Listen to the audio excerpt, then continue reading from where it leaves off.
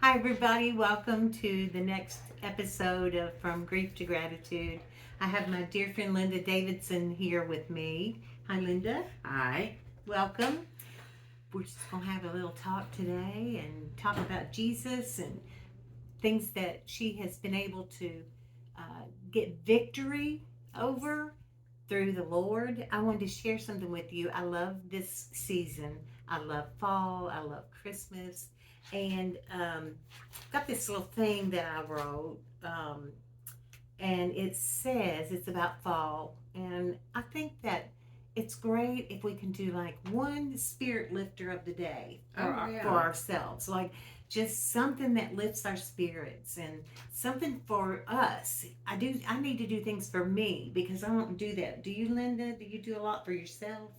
Well, I do a daily devotional, and it's Yeah. usually it's positive. And Yeah. yes, I do a lot of things to make myself lift up. Yeah. Yeah. Well, I think we need to.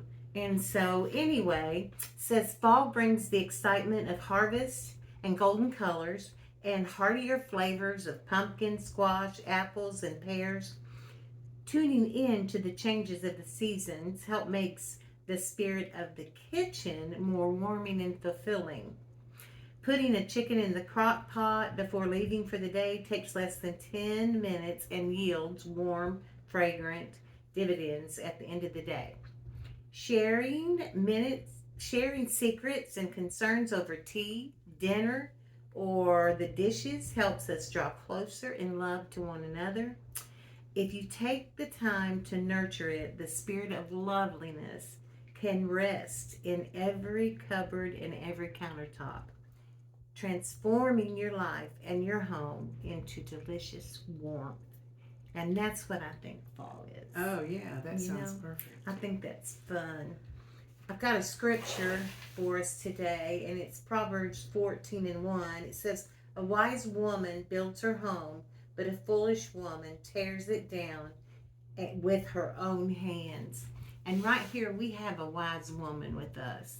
And I know she's going to give you some words and some just share her life with you so that you are encouraged today. Linda is such a fun person. Linda, I love to play games with her, but she's very competitive. Yes. And she beat me at a game last week and got the door prize. I thought she should have shared it with me. Well, you won't believe what happened to that door prize. Oh no, did it melt? It was chocolate. I went to a party that night. Yeah. My dog ate all the chocolate. Oh, did he get sick? No, he loves chocolate and eats it all the time. They're not supposed to. But I'm sure he didn't appreciate how pretty those things were. See, that's what I know. They were lovely chocolates from a designer chocolate place. Yeah. Well, Linda, honestly, now don't you wish you'd just given me those chocolates? I should have just given them to you. See, that's what you get. I needed them too, real bad. But anyway, Linda, tell me about a little bit about your growing up and what kind of family that you had. And okay, I grew up in a Christian home. My parents were both first generation to move to the city. They both grew up on farms. Wow. And where? In Alabama. Oh, Alabama. Around Calera and Russellville, rural Alabama. And what city did they move into? Birmingham. Birmingham. Yeah, Birmingham. So I was born and raised in Birmingham, and so I was like the first generation to be a city girl, and so they had very Christian values. They both were very young, like 6 or 7 during the Depression. So they had they were very frugal with their money, and but we had everything we needed growing up. I mean, we had a roof over our heads, and we all slept in a bed. Yeah, you had sleep on the floor, the couch. Yeah, and we had plenty of food to eat. Sometimes we didn't think it was enough, but it was. And we had clothes to wear, and they took us to church, and we went to school, and so I grew up knowing the Bible, and pretty much knew Jesus. I cannot remember ever not knowing that Jesus was the Son of God and my Savior. I've tried to remember when I actually accepted Jesus, but it was like I can't really remember. It was like it was always that way, and so. But in my teens, I became very rebellious. I was a very independent girl, and I ended up leaving home, running away from home. How old were you when you ran away? 16. 16. That happens a lot, more than we probably realize. Yeah. What were you running from? Do you know? My dad. Because he was strict? Oh, yeah. Yeah, he was, and he believed in corporal punishment. Yeah. So, yeah, there were some things that happened, and I felt like I had to leave. And then I had my first child when I was 17. Wow. And her dad and I stayed together like 6 years, but eventually we grew away from each other because we were just kids when we got together. Yeah. So not long after we separated, I met Gary, and Gary pursued me very strongly. So I really, it's one of those things where I kind of had to just let him move in because he would never go home anyway. So. Now, and he didn't mind that you had a child? No. He was okay with that. And so, like I said, at that time I was not walking with the Lord, and so we lived together a couple of years, and then we got married. Well, that's good. And then we had 2 children together. Boys, girls? One girl and one boy. Yeah. And nice. But I spaced my children apart because I wanted them all to have a only childhood. No, I'm just kidding. It just happened that way. I used to tell people I had one in 70, one in 80, and one in 90, and it was the zero factor guy. But people who don't know what that means, I mean, the kids nowadays don't know what that means. No, they don't know what much means that we say.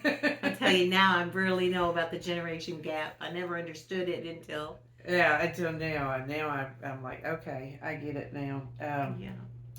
But yeah, a lot of things I say, they're going, what? And a lot of things they say, we're going, what? Yeah. Yeah, tell me what that means. So anyway, so I raised children most of my life. And then, and part of my life I lived in Texas. We were out there almost 30 years. Wow. And we went out there for Gary's job. I worked at the phone company, so I could transfer around back then. And we ended up in Corpus Christi, Texas, and I thought we would stay there all our lives. And I ended up retiring early, and I had these big plans. I was, the grandkids had started coming with my oldest daughter, and I was thinking about actually getting an apartment in Birmingham, and so because I could go back and forth, and yeah, that would have been kind of and because I loved Corpus Christi. I mean, it's a resort town. It's beautiful down there. It's on the beach. It's on like a big beach, and it was becoming a retirement city. I mean, we had retirement homes and assisted living places and all that kind of stuff all around us. And so I thought, I'm just, I was starting to come up here like for all the month of July, and then I'd come at Thanksgiving and stay through Christmas and New Year's. Alone? And yeah, because Gary was still working and offshore. And your kids were grown.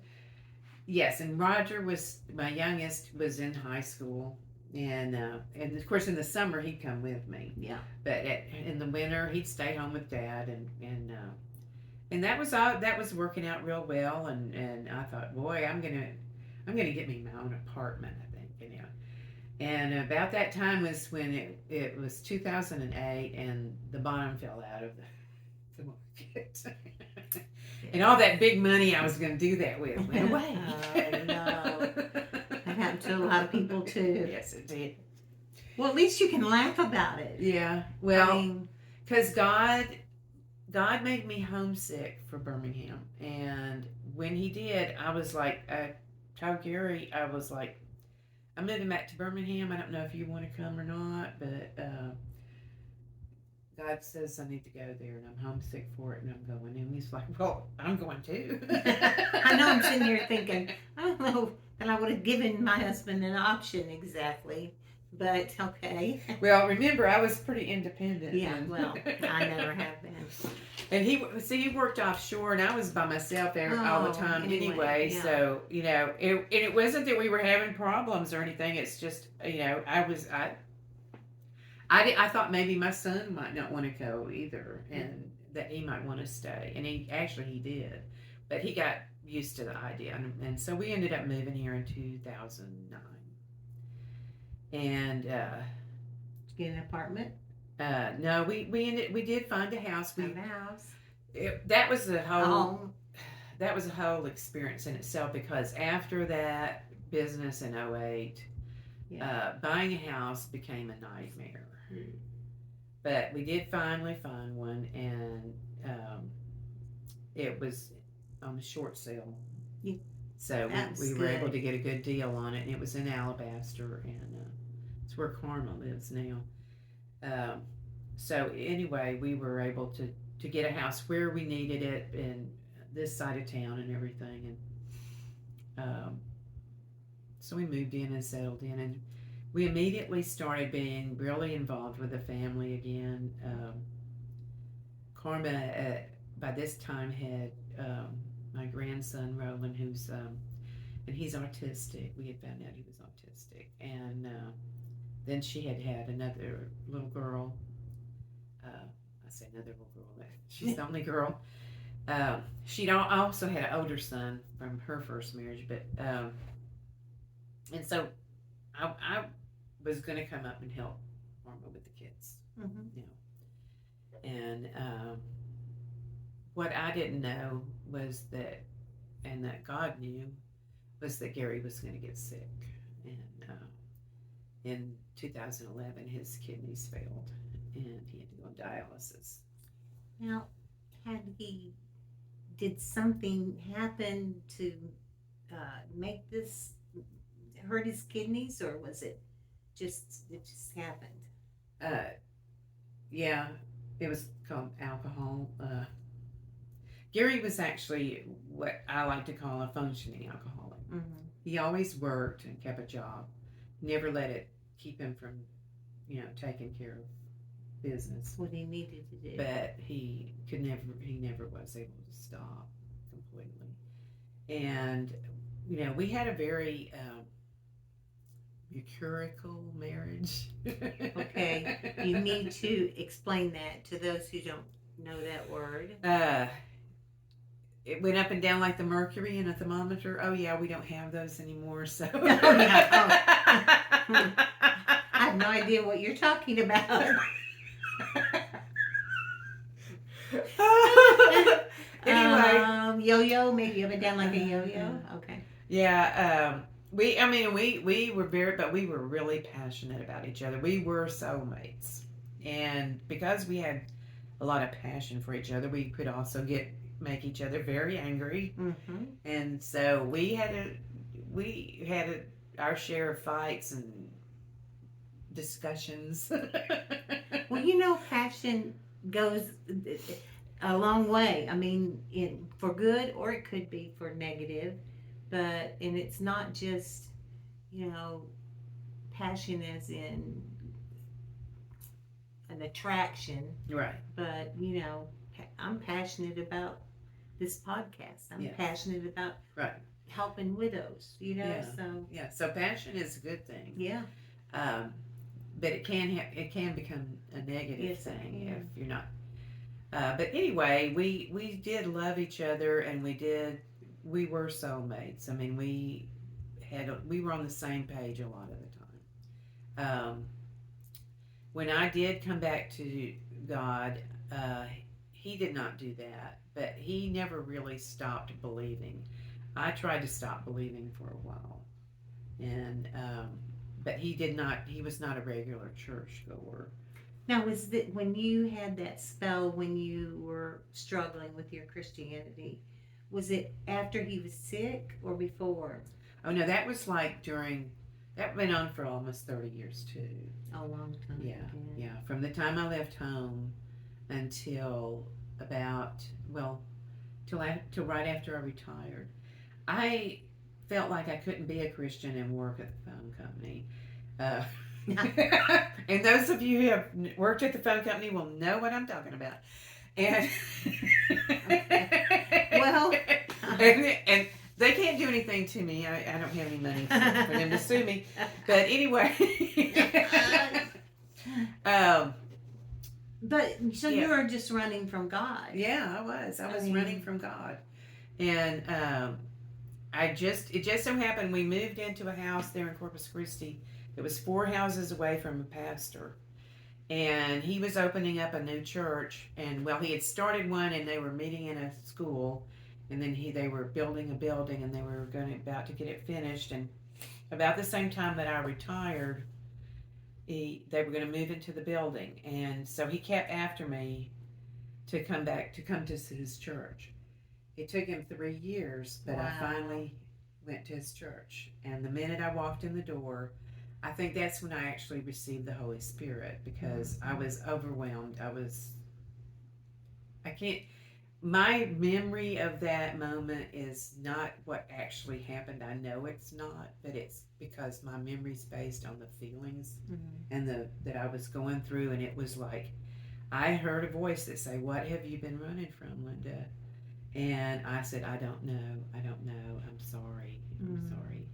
And so I started going to that church, and for the first 3 months, I cried through the entire service. I was just going to ask you that because did you? What was your feeling when you cried? Was it just because you were emotional? Was it a sad cry? Was it a happy cry because you were back? It was really a little bit of both. It was sadness over what the life I'd been living, but it was happiness over finding Jesus again. Yes. And finding God again, and finding a church home where they believed in the Holy Spirit, and they started teaching me about that, which is not, because that was one of the things I did not get from my parents' church. It was they were not a Holy Spirit church. They believed that all died out, and they believed in dispensationalism, and that was, I think. Okay. Dispensationalism means. Oh, that's one of those. Is that an old word? Oh, yeah. Well, yes. I mean, it's a word that, and I don't want to say I don't want to say it wrong because I'm not a Bible scholar, but it's a belief that a lot of the conservative Christian churches in the South have adopted to explain the fact that things changed. For their belief is that after the apostles died, the gifts of the Holy Spirit died out, and they call it a dispensation. Okay. Well, I know I'm probably not looking as smart as Linda today. But, I'm sorry. Linda, I'm using words. You have to use little words. Anyway. No more big words. Okay. I'll try to watch that. Anyway. Sorry. So, we get back to Birmingham. Of course, then when that happened with Gary, I knew then God had brought me back to Birmingham, because if I had been still in Texas when that happened, it would have just been horrible. It would have been horrible. with his when he went on dialysis. Yeah, when That's a tough road. Yes, it is, and if I hadn't had the family here with me, and as it turned out, things further progressed with my parents, my dad and my stepmom. They both started losing their mind at the same time, and it was about that same time.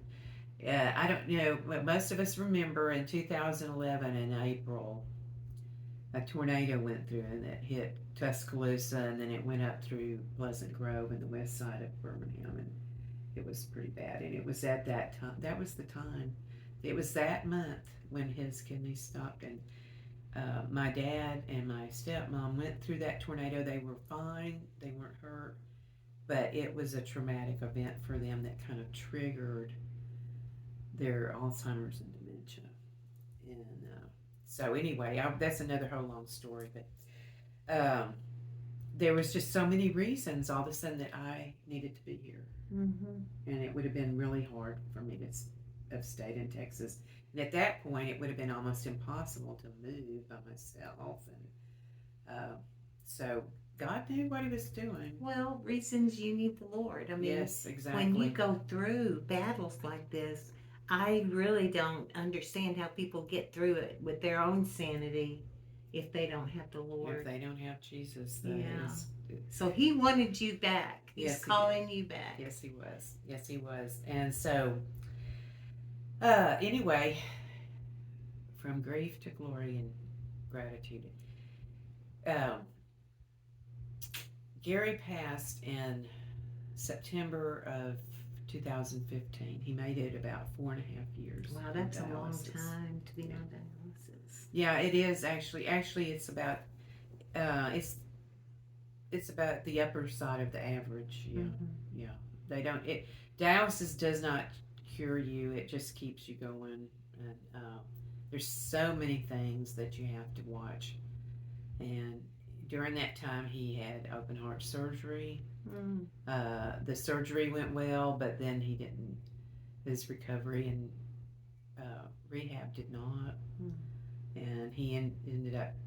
He had the surgery in like January of 2014, and in August of that year, he ended up in the hospital with a C. diff infection, which drug on for like a month. He was in the hospital. He was in Shelby, then he was in UAB, and he really he started kind of really going downhill then, and God gave him to us for another year, because then he did pass like in early September of 2015. And so being on dialysis and knowing he was not in good health, subconsciously I was prepared. Of course, you never, when they pass, you always think, oh, I wasn't ready, I didn't want that to happen yet, it's too soon. How could this, but subconsciously I was prepared, which I think was, God again being there for me and taking care of me. And so I went through some difficult things, but I was living with my other daughter, Scarlett, which was his daughter, and so I was never alone. I never had to come home to an empty house or anything like that. So I was very blessed in that way, very blessed. And so I started coming through it fairly well, and I stayed busy. I stayed real busy with, at that time I was going to Inverness Vineyard Church, and I stayed real active with the church. And before Gary had passed away, I had started wanting to go on a mission trip. And so once he passed away, I was able to kind of focus on that more. I focused on just a lot of godly things because I knew God was looking out for me, and I knew that that's what I needed. Yeah. Yeah. You were taking care of your parents as well at this time? Well, with my sister, now that when you say taking care, we have to use that term loosely because they didn't think they needed taken care of. So No, most people, yeah, at least at first with that disease, yeah, don't. They yeah. don't understand. My mother had it, so I You get know it. what it is. Yeah. So they stayed in their house for much longer than they should have, actually. So, and then she was my stepmom. He had married her after my mom passed in '95, and her family was also involved, but uh, that was another whole long story. Yeah. Okay. So, but one of the things I wanted to tell you about was before Gary passed away, when I was starting to become interested in missions, and I told him his first thing was, "You're not going to the Middle East." And so, when people are upset today, I'm like, "Hey, this has happened before." So Yeah, that's always turmoil yeah, there. yeah. So I had been looking at maybe going to somewhere like Africa because when you think about going on a mission trip, you think of the going to the jungles and the Yeah. the people, Highways and the byways. yeah, the people who need you and all this, um, and earlier that year, a group from the church had gone on a trip to India. And we, Vineyard Church had several churches they'd already uh, planted in India, and they were growing and expanding, and it was doing really well. It's exciting. Yeah, and then one of my friends, well, a couple of my friends were actually on that trip, and one day one of them sent me a text, and I got so excited. I have a text from India. That was before that was something that happens all the time. Now we text around the world all the time, and do Zoom and all that. But I was really excited. But she said something has happened, and I want you to go on YouTube and find this video and watch it and pray, and then I'm going to talk to you when we get back, or something like that. So my daughter and I, Karma, the older one, we found the YouTube video and we watched it, and it was about a man in India named Ravi, I think it was,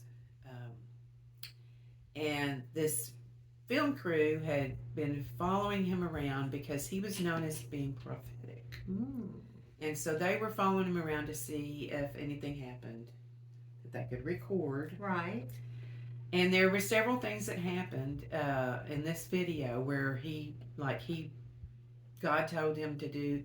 Apparently, God spoke with him just about every morning.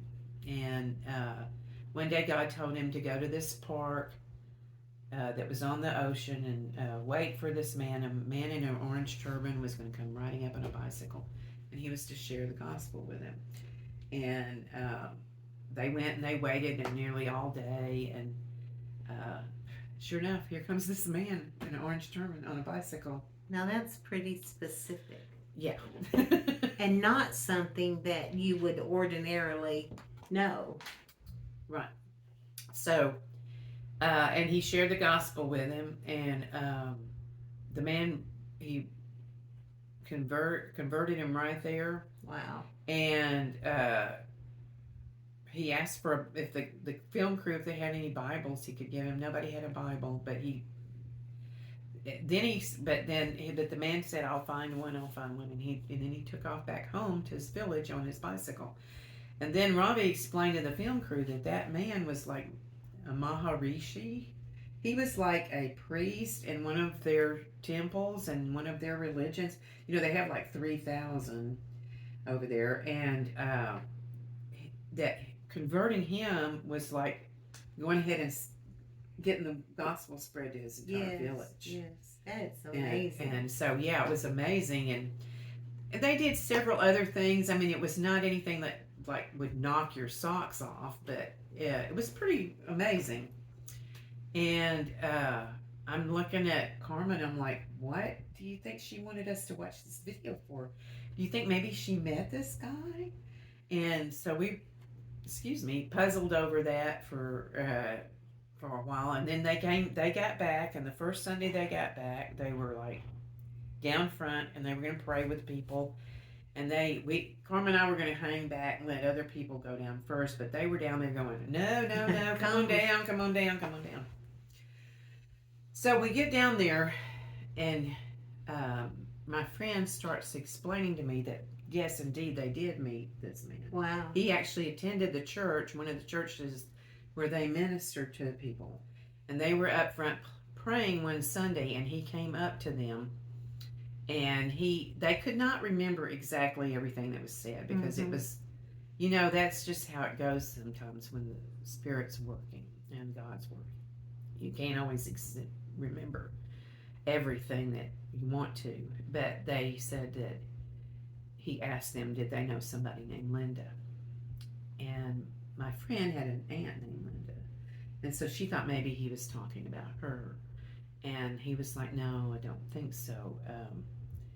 And he was struggling with and he's,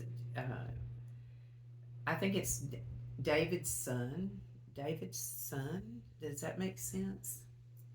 And they were like, and she was like, Linda Davidson. Yes, I know Linda Davidson. And he said, and her daughter's name is Karma. Well, my oldest daughter's name is Karma. That's pretty specific. And he's in India, right? Yes, he's in India. You've never been there at this point? No. You never met him? You didn't? No. You didn't text with him? You did? I've still never met him. I've still never met him. Wow. He told them, I have a word from God for her. Oh my goodness. And he said, some of it I can't tell you. I have to only tell her. But I want you to tell her there's going to be pain and sorrow, but that will turn to joy and dancing. And she will have a ministry one day. And when they told me that, my knees gave out. I mean, I can only imagine. Yeah. That's pretty wild. That's pretty amazing. And so, of course, when I went home and told Gary thought it was a scam. He thought, they got our name off the church list somewhere. No. And I was like, no, I'm going to India for my mission trip. And that was that. Well, of course, I didn't get to go right away. And, of course, we weren't going to do another trip right away anyway. But after Gary passed, we started putting together a mission trip to India. And we, as in you and your friends, or in the church. The church, in okay. The church. And God was in this like all the way. I mean, you cannot imagine how his hand was on this, Debbie. Someone paid for my entire expenses anonymously. Someone paid my son-in-law's expenses anonymously. The other guy who was going on the trip was afraid to ask for time off. And when he went to his work and asked him for time off, they not only gave him the time off, but also went ahead and sponsored the trip for him.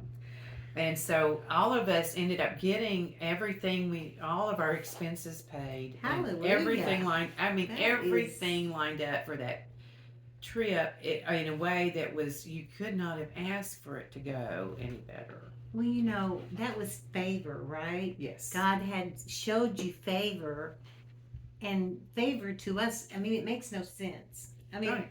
When these things happen, it's like you don't always understand it, but by faith, you believe that God has blessed you and had favor on you.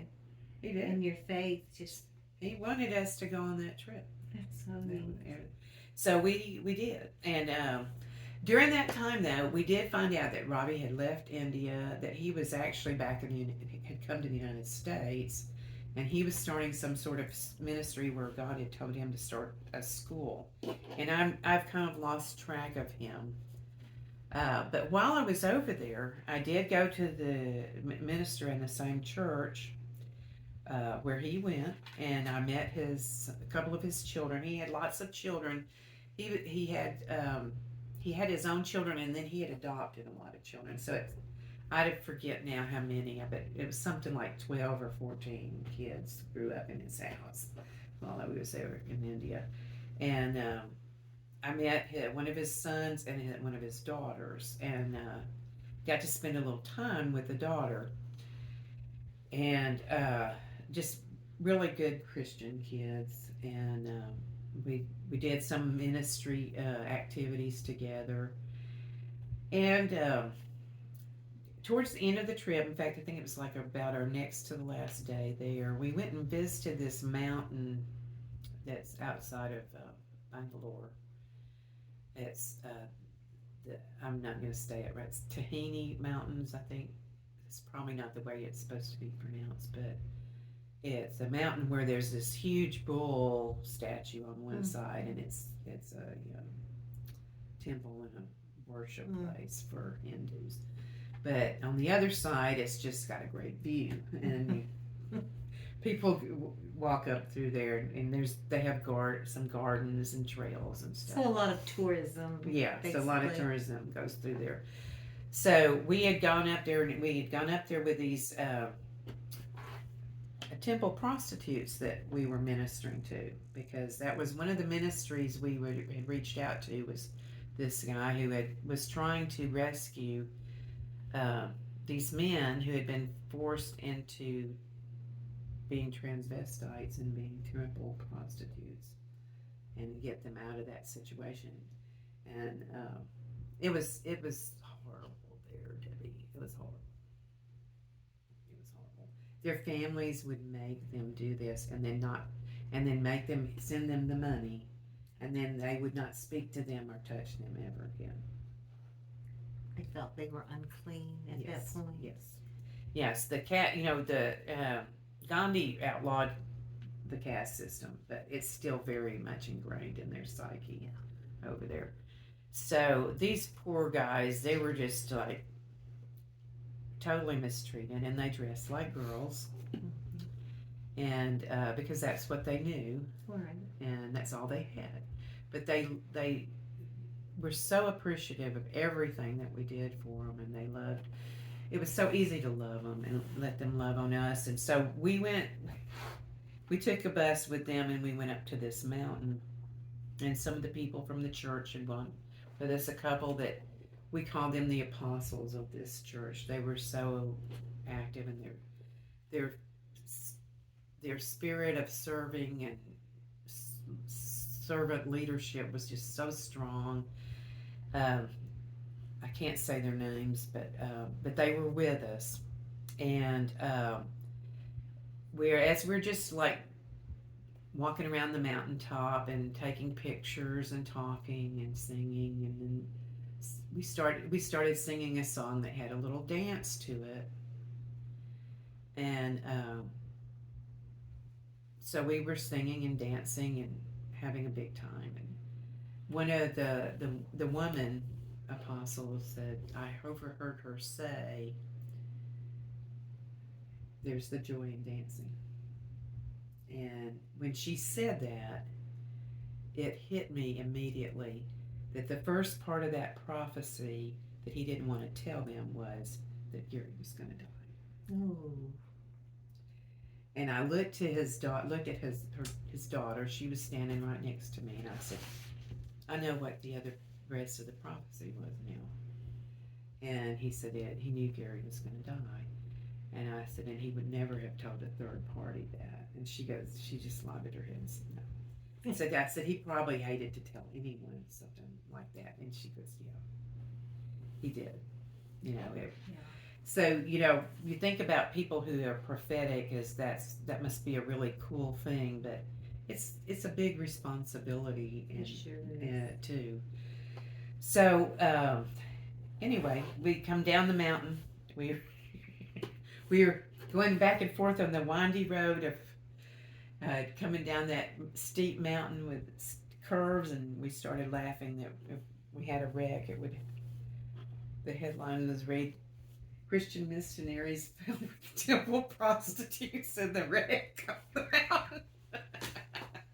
Linda, only you.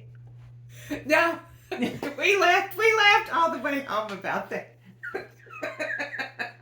Well, the joy of the Lord, I'm telling you. He gives us the spirit of laughter sometimes. He Yes, does. he does. He Yes, he does. does. If you Yes, he don't does. understand that, it's I've seen it, and yeah. Yes. And so, and then the ministry part that came true as well. Yeah. For a while, I had a clothing ministry. We had a fella in our church uh, there at Inverness Vineyard that had God had led him to start handing out clothes on the corner in Bessemer to people who didn't have them.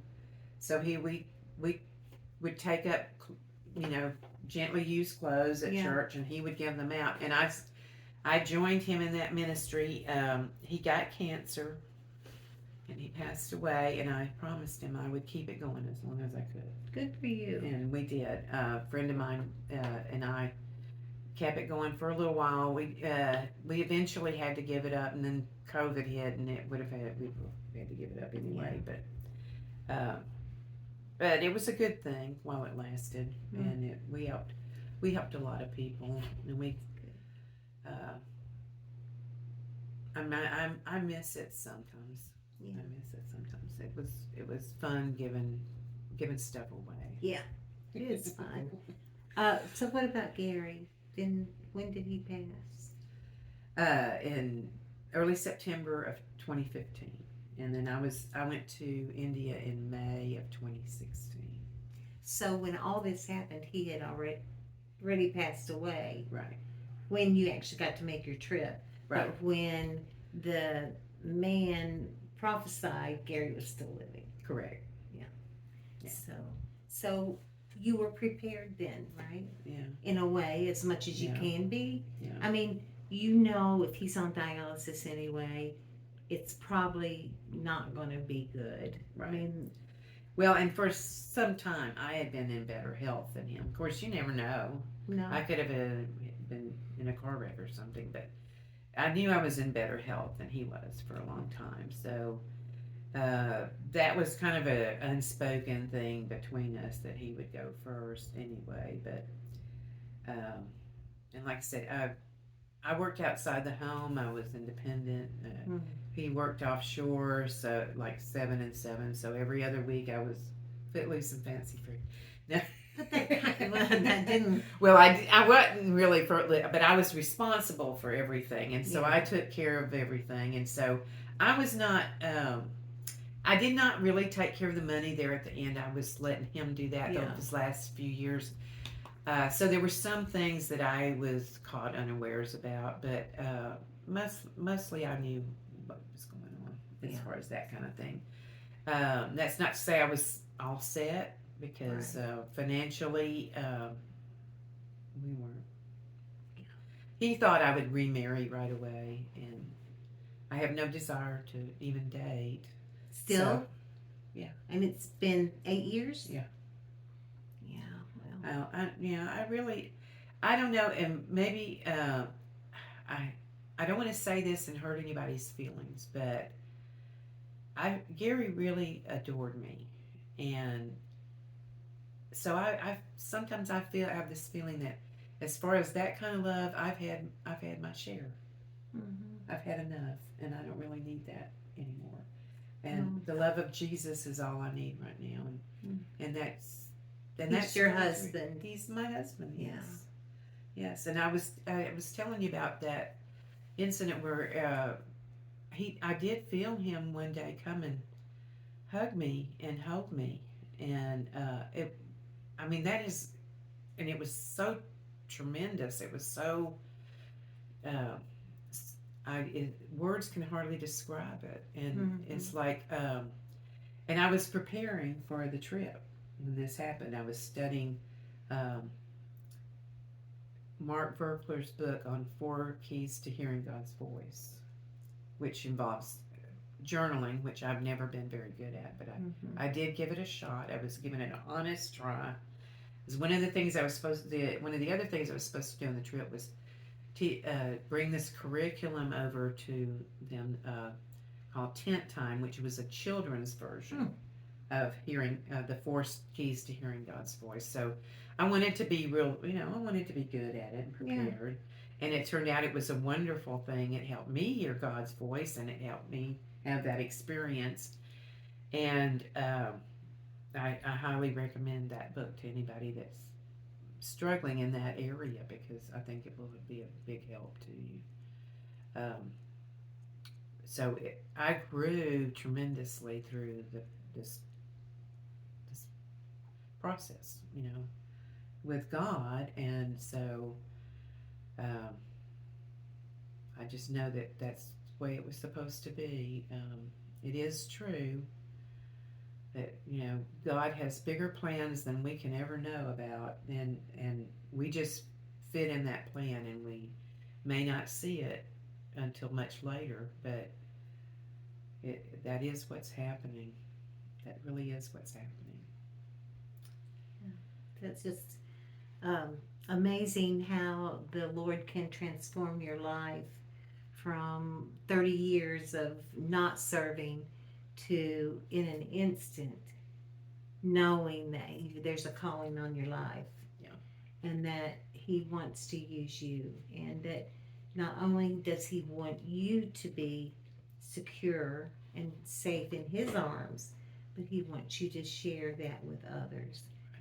I have not personally been a very independent woman. I went straight from my parents to marriage, and so that was difficult for me. But everybody's different. Some of you are like me, and some of you are like Linda. But neither way is right or wrong. It's just God's made us all different, but He loves us all. He wants all of us to love Him. Right. And that is the key to everything. Yeah. It really is. Just lean on Him. Lean on Him every time you have a chance.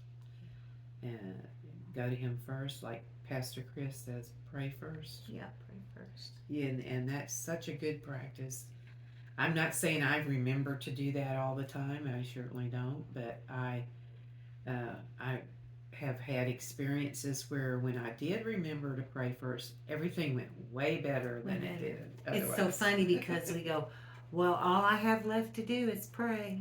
I've done everything I could. I've tried to solve this problem. And don't That's you what hear you that? should. Yes. Don't you hear? I mean, I've said it myself. Well, I guess we just got to pray about this because nothing's working. Well, you should have done that in the first place. But, we're human. Yes. And, some of us, I mean, I'm one of those people. I'm a fixer.